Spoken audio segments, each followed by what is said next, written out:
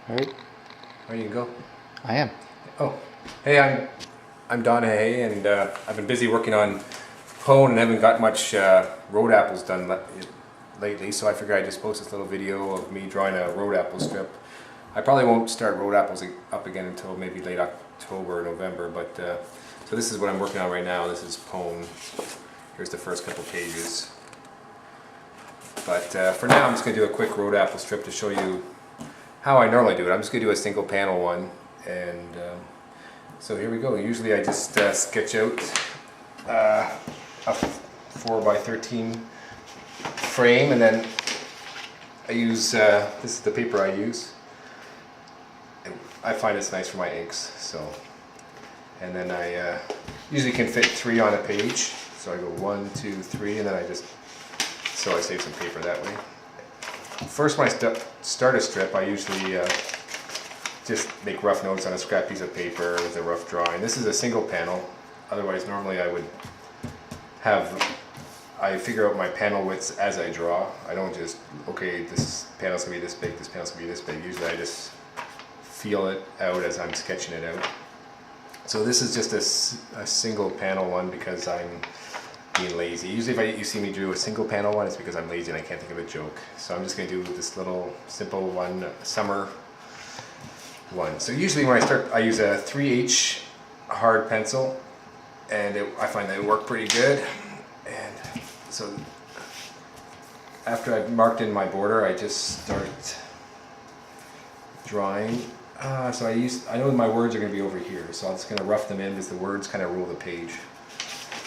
And so it's just I'm doing a little silly whatever haiku, and it's just about, let's see, I'll just write it, make sure it fits in here.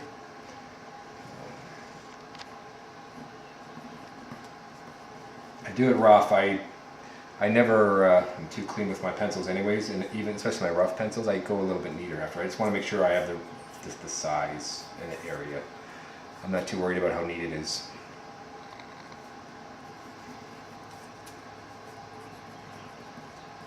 I'll make sure it fits.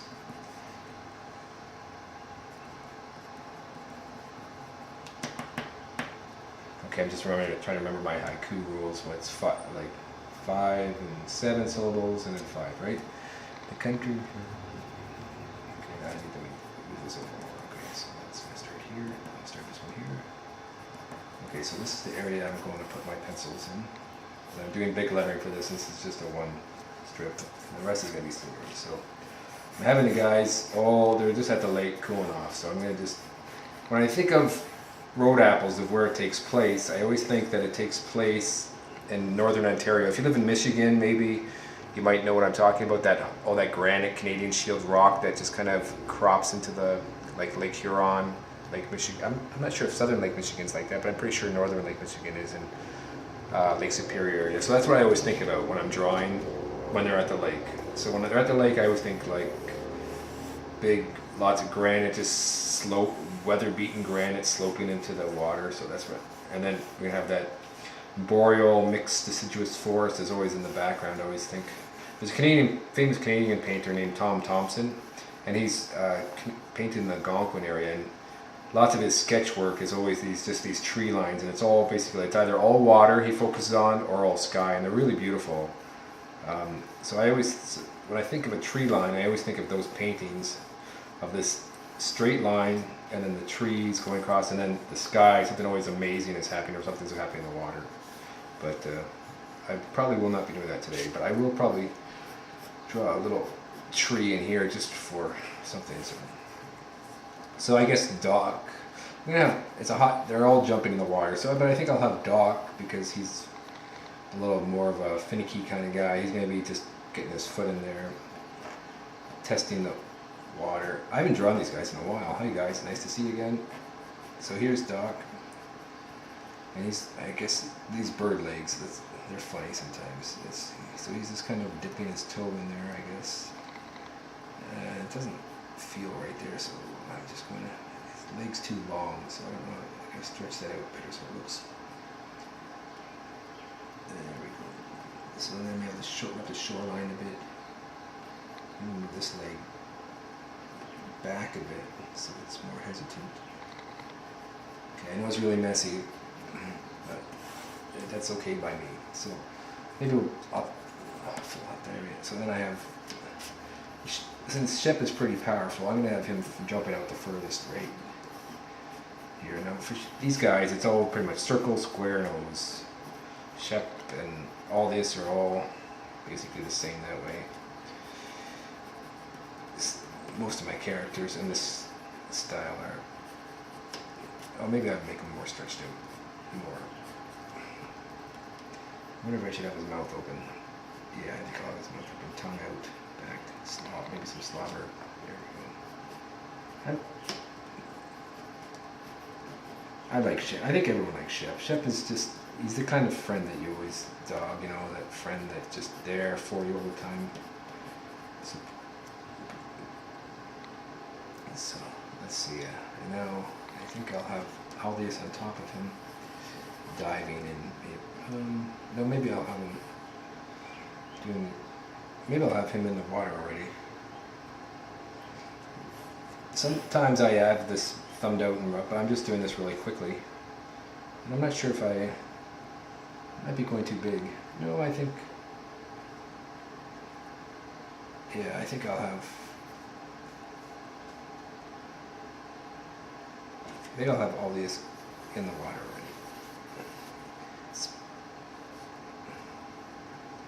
I don't know, actually. Do I want him in the water?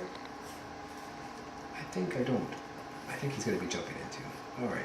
It's sort of like everyone's racing into the water.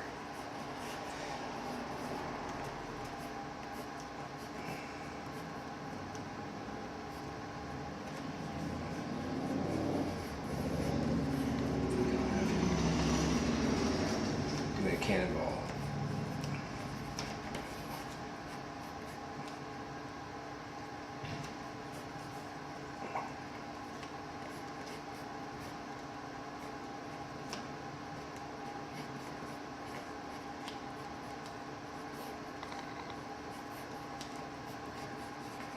Now I pencil pretty rough usually, and then I clean it up with my inks. And I don't like the way, I don't think I'd like where Doc is, so I'm going to move him. Boy, I haven't joined you guys in a while. I'm feeling a little rough here.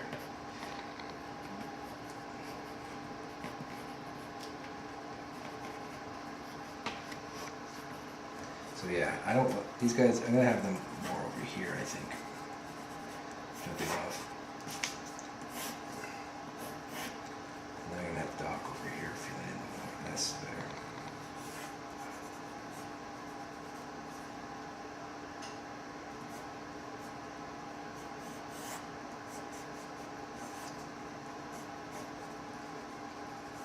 Yeah, I can do that instead.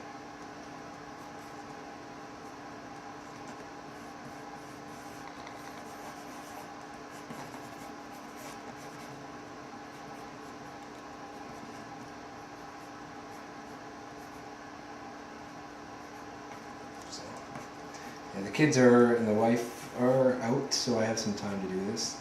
And it's a nice, they got a lot of work done. So my friend Brian came over and he's helping me film this right now. Hi Brian. Yo.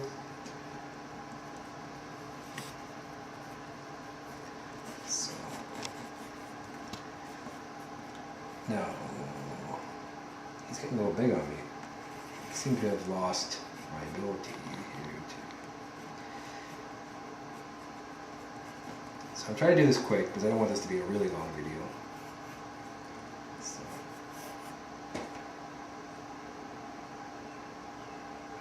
For some reason, Doc is usually I have no problems with. It's giving me a hard time. So maybe I'll just have him peeking around since I'm.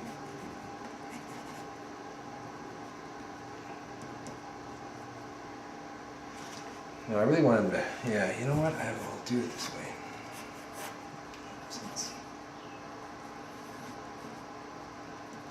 Now, usually I never have to use my eraser because I don't mind all the rough lines, but this time I'm just getting a little bit stupid, so here we go.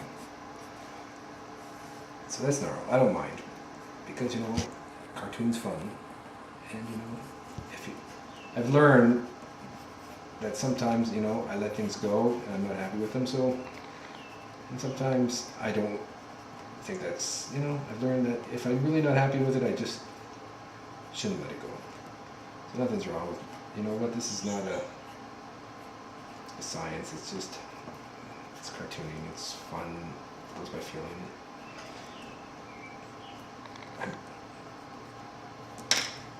And I'm having troubles getting it looking like he's dipping his toe in the water. It's bothering me. I don't like the way it's looking. Even though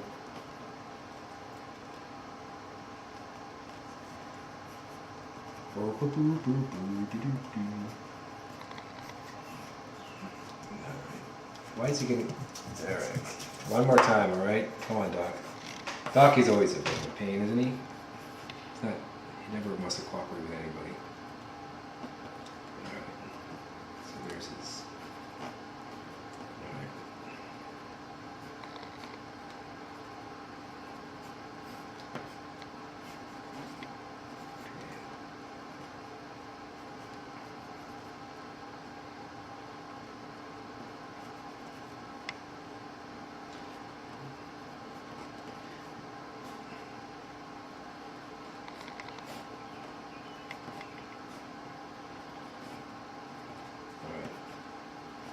I think we've solved it. He's trying to cooperate a bit now. Go back to Shep here. I fill in lots of stuff later when I'm inking. It's just not... Alright. So for inking, I usually use a Micron number 8 for Road Apples. But lately, since I've been using drawing Pone, I've been using both. I kind of like start with a bit of this, and then I ink and brush. So I might do that for this Road Apple strip, even though I've never done it with. Usually with Road Apples, I just use Micron 8 for everything, lettering. So first, I'm going to just put in the lettering, and I'm going to go a little bit smaller than you see here. So.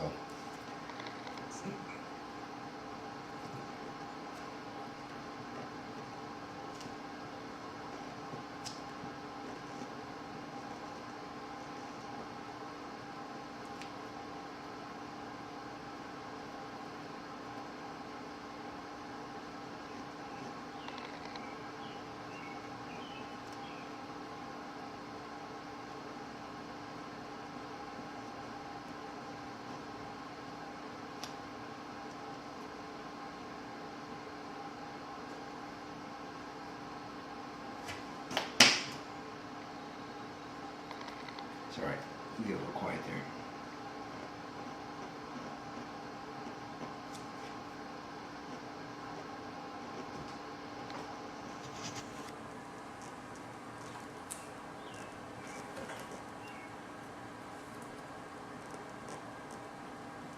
Usually I have a dictionary right next to me.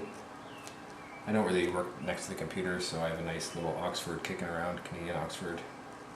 But I'm trusting myself today, which is not necessarily a good idea, but I'm a terrible speller.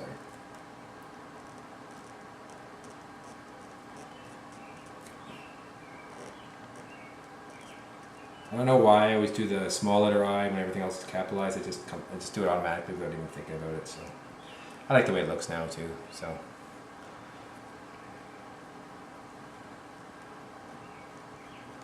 So here's my cool July day, hot. The country fields are silent.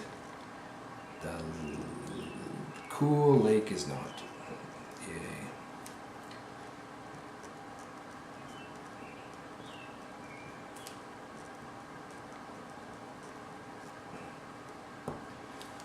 Alright, there it is. I think I'll box that up.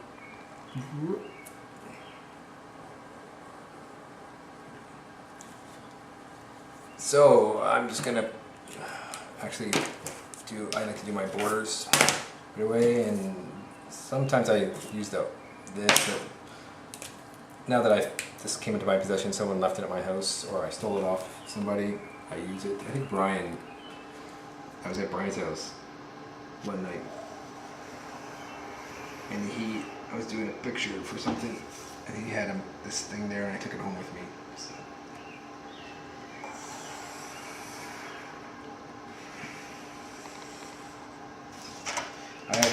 with all my stuff, I have to keep it on a high shelf because if my wife or kids find it, my wife is a nurse and she needs to bring pens to work all the time for stuff. And if I leave one of these suckers out, they're gone. So I hide them. I have to hide them, and the kids, well, they love them, so I have to hide them from them too. So let's start with Shep and work our way. I can do all the characters, then I can do the background. The background's pretty rough. Right? I just go with feelings for background. I mean, it's not. There's no perspective things I'm really worried about because it's up north. So here we go. So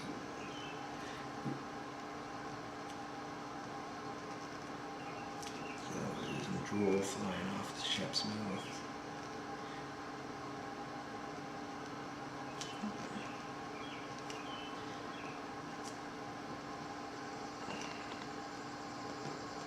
Usually, when I'm using the micron, I usually go over lines a few times. Just like that. I don't just... I kind of like wander around the page. I don't necessarily stay in one area. I don't do it on purpose, it just... I get distracted easily, I guess.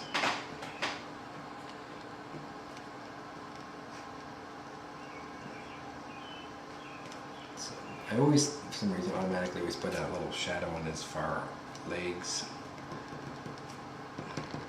I put those little tick marks on there for the fur.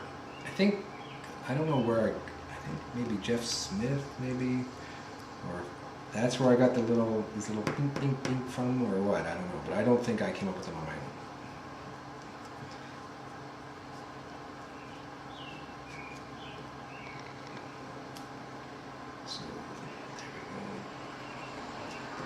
Well, sometimes I forget, hey, you got that spot in the back there. I forget that sometimes. So, use the micron. I usually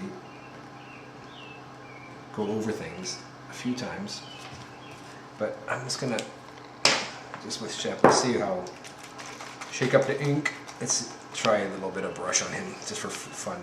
We never really do that, so. Well, just put a little bit in my bowl here. I don't need much. Alright, a little bit of spill. I'm just going to put this on my rough paper.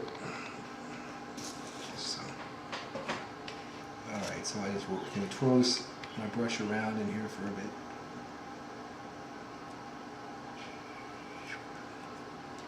Alright, now I'm still learning how to use the brush. So sometimes I pull it, sometimes I pull it. I mean push it. Oh, that didn't sound good, did it? But anyway, sometimes I'm not probably using it the way you should use it, but I get impatient and I like to work as quick as possible, especially when you get home. I work usually from 11 till 8 o'clock at night.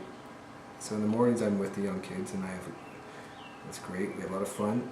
We do stuff. We go to the farmer's market and we go to the library. And then I come home, put them to bed, and then sometimes my wife and I do stuff together, and sometimes I get up in here and draw, but usually by that time I'm just drained. So I don't really, and that's why Road Apples was such a perfect strip for that tired, just being tired. It didn't matter so much how neat things were or how clean it was. I could just throw it out there. Usually in my lunch break at work, I would try to think of a joke. Or if the story was already written, I try to figure out how to pace it out. Those stories are like a double-edged sword. They're fun, and you have everything written out for you, but sometimes you just get like, oh, the story's dragging on, I want to do something different. You'll be doing Gag a Day for a bit, and you're like, oh, I want to do a story, and then I do a story, like, oh, I miss Gag a Day, and so I think that's just cartooning, I guess. But stories are fun, because the characters, you really find how they react to things in storylines nicely, and how ethical they are and how responsible they are. And gags can lend themselves to that, but you try to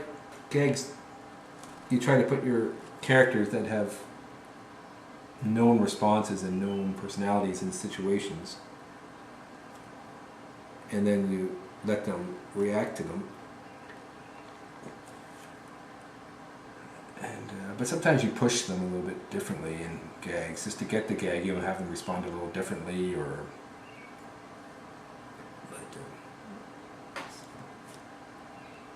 So far the brush is working okay for me today. So now this brush has got a nice little story to it. I was at TCAF this year and there was an artist there doing an ink demonstration with a brush, and since I was curious that I knew that I was going to be doing pone with a brush, I went to go see it. It was got by an artist named Paul Pope. Now, people might be mad at me, but I had never heard of him before. And because I usually just pay attention to comic strips. And but when I saw his artwork, I got a front row seat, and there's only like 50 of us allowed in this little venue. And the guy next to me had this huge Paul Pope book beside him. He was showing me all his stuff, and I'm like, oh, I recognize his artwork. I remember when I was first started collecting Bone, the issues of Bone. There was Jeff Smith did a short story in Dark Horse Comics, I think, with a guy called Pan Fried Girl, I think, and he wrote the story, and it was Paul Pope that did the art. So the moment I saw the art, I'm like, oh, I recognize that. So, and sure enough, so he was a pretty cool guy. He was very relaxed. He was just very much so comfortable in his own skin, and he was just, it was very interesting. Maybe not from a technical point of view, but just for just doing it. He just encouraged you to just use the brush. So then he was leaving, and he gave me the proof for his new book that he's doing, the cover, and I just walked the door here, take this, so I took it, and so later I found he was doing a sign, so I figured, oh, you know what, I'll go get it signed, and so I went and got it signed, and I'm just talking to him, and I was like, oh, that was a really cool inking demonstration. I'm really kind of scared to use a brush. I find them kind of intimidating. He goes, don't be scared of the brush, just use it. And he goes, here, take my brush. So he gave me this brush.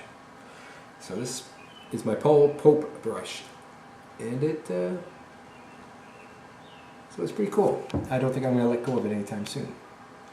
And it's, let's see, what is it? It's a Winsor Newton No. 2 University Series 233. That's what it says on it. So if anyone's curious as what the Paul Pope uses to ink, that's what it is. So let's see. Okay. So this is. So usually when I use the micron, you find that okay, that's okay. I'm much more sharp and blocky, but with the brush I find I get much softer. And sometimes so what I like to do is I switch back and forth, so I can get my nice little tick marks and stuff with my micron that I like. You can get them with the brush too, but I really press hard. Naturally, I always press hard when I draw, so the brush does not lend itself to hard pressing so much. So, and I'm learning these things as I go. So I'm feeling really rusty today, and I was out in the building shelves in my garage today, and kind of at the front got a lot of work done. And I was planning on doing this afternoon, but I got a lot more sun than I expected, so I'm a little drained. So I'm feeling a little off. I think people do have good drawing days and bad drawing days. I don't think I'm the only one. So I'm gonna go back to the brush. So I'm learning. So I use this as much as I can lately because I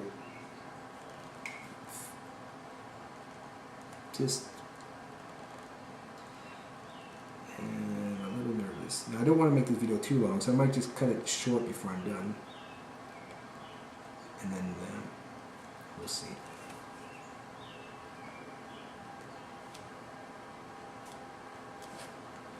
So. Something doesn't look right with. I think he's missing a toe. I think he's got 4 toes from what I remember. I don't like this hand here, but I'm just going to let it go. It looks too kind of blue. So, yeah, definitely haven't drawn. I haven't drawn these guys, I think, in 2 months. Something like that. Something crazy like that.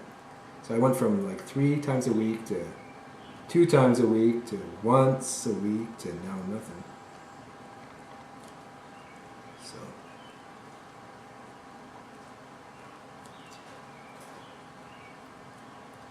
Oh, the brush and dock.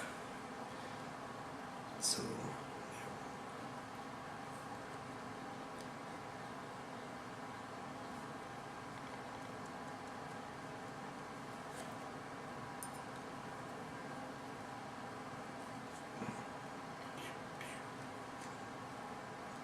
me making sound effects is just me being nervous on camera. Sometimes I make sound effects too, actually. When I'm thinking out loud, I do it, I think, without even thinking. When I'm drawing, sometimes I will start talking to the, like, say the characters' voices out loud, just to think about what they're saying. Just to see if it sounds right in the open air, instead of just on paper. So I'm just going to put the brush aside. Usually I clean it right away, but I'm not going to do that today. I'll get it after. So I got Doc sticking his feather in the water there. So,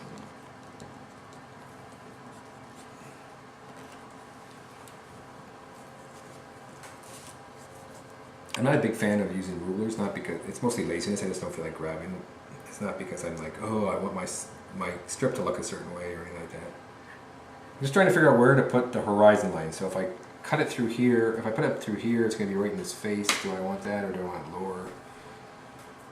If I go over here, it's going to hit Doc in his face here, because I didn't really plan. I just, you know, this is the way I normally work too. It's not like, oh, I never really, it's very rarely, like, unless I really have a great idea, like the Moby Dick one I did, then where I lay out everything beforehand. I've already visualized it. I haven't really visualized the strip before, and my best strips are the ones I have visualized before I draw them. I have them all visualized. The ones that I'm just like, okay, let's see, okay, I'll just, you know, but I think that goes without saying, I think. So I think I'll put the horizon line just above Doc's head right here. Now I was going to put a small island in the midground, but I'm not going to do that anymore.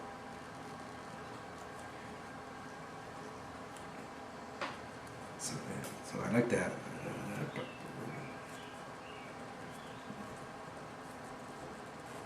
Okay, so my little ticks, those are always trees. If you see little ticks in the hillside, those are supposed to be trees.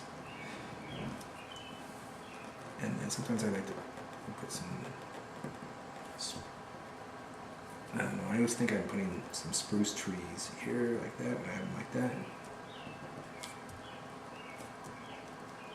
And then I like to have some pine trees jagging out at the top. So you see, like that's my pine tree, and the triangles are my spruce trees. I was actually in forestry. I have a forestry diploma, so I used to know my trees really well. Not so much anymore. It's been 15 years. I don't really go looking at inspect trees anymore.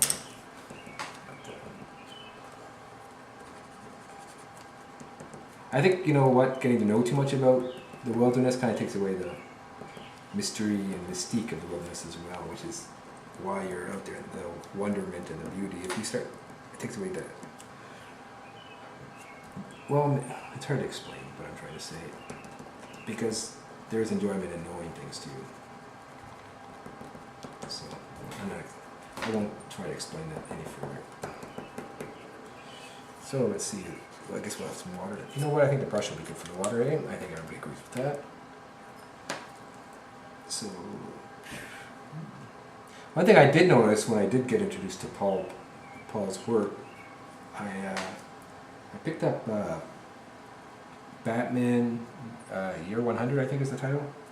And what I note, his inks, they just look so wet, even after, like, on a printed page that had been laid down by someone, some printer somewhere. His inks just look so fresh, like he just laid them on the paper, and I thought that was pretty impressive.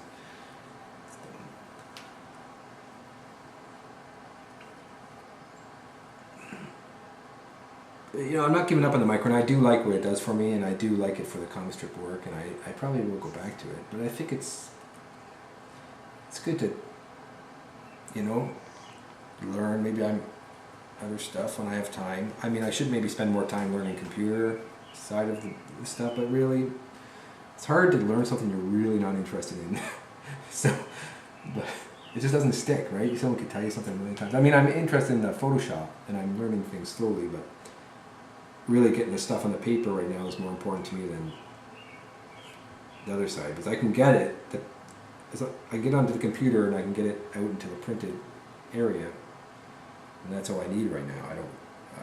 But I have lots. I'm in part of this mini group, and I've got lots of great friends there that help me out. Jeff, forgive me if I say your right name wrong. Couturier.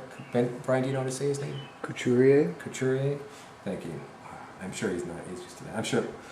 And actually, Tom Delarenga from Marooned, who's just wrapping up, he helped me with some word sound effects and how to. So he has a nice video posted that I checked out, and it was very helpful too. A lot of great guys in the group. David Scott Smith, my good friend from Space Base 8, is in there, and Wanell also from Petote, Mako Comics, and he's in Mexico. He's a great cartoonist too. So, a lot of good guys in there.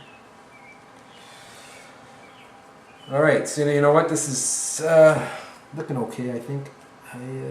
Just gonna.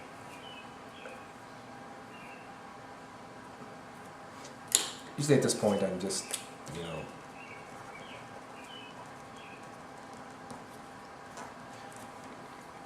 Usually I just start, you know, just doing stuff. You know, if I have time, I just kind of, you know, like that.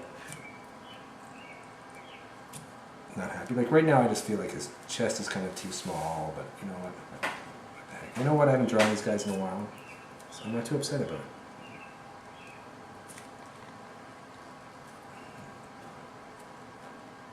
I didn't really do much planning either, so.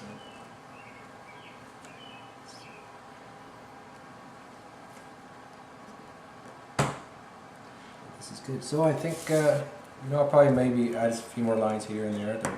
I find rocks, especially, you know, if you ever look at a rock, they have a lot going on and then they have a lot of little, so usually I like to draw like other stuff going. Well, I don't like to go for the straight, you know, asymmetrical scene, because nature is not symmetrical, so I usually like to put lots of random stuff in there and just make it, you know,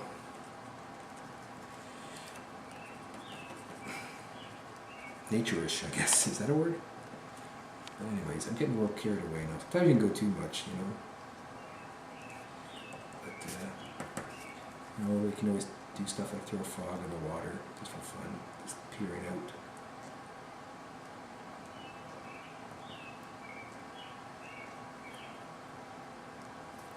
You know, why not, right? Maybe you'd be like, that's a frog? That's supposed to be a frog? Yeah, it's supposed to be a frog. It doesn't matter if you don't think it's a frog. I know it's a frog. And I think we're just going to stop right there. Alright, so thanks for watching the whole video and have a good day. Bye-bye. Rotate it. Oh, really going to show, there it is. Good. Final words. Yeah, well, I'll erase it and scan it and have a good day.